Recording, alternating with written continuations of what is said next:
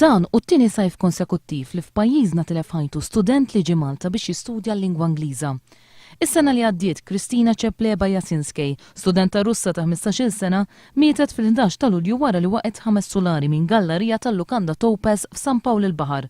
Din is-sena fis-27 ta' Lulju isseħħ ripetizzjoni tal-istess traġedja. Johannes Werner Stenzel, student Ġermaniż ta' 14-il sena, jaqa' qoli ta' 8 sulari mill-Lukanda La Vallette f'San Ġiljan. Il-katafru tal-istudent Ġermaniż mistenni jiġi rilaxxat u jinbagħat lura l-Ġermanja.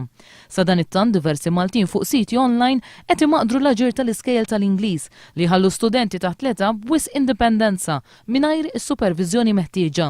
Skont dawn il-kummenti l-istudenti jkunu esposti għal wisq libertà u għal xorb alkoholiku.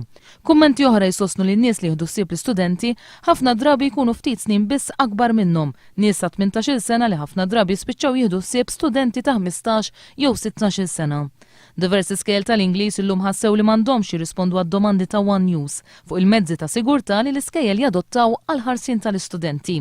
Il-Federazzjoni tal-Organizzazzjonijiet Maltin li għalmu l-Ingliż u li tagħha membru li jaf ukoll l-iskola li kien jattendi l-istudent li miet f'email lil One News qalet li fl-aħħar xhur ħadmet mal-awtoritajiet Maltin biex tisgura s-sigurtà tal-istudenti. Feltim qalet li l-istudenti kollha ingħataw kopji tar-regoli fil-waqt li meta l-istudenti jgħixu f'Lugandi u mhux f'familji Maltin ikollhom supervizjoni ta' persuni adulti.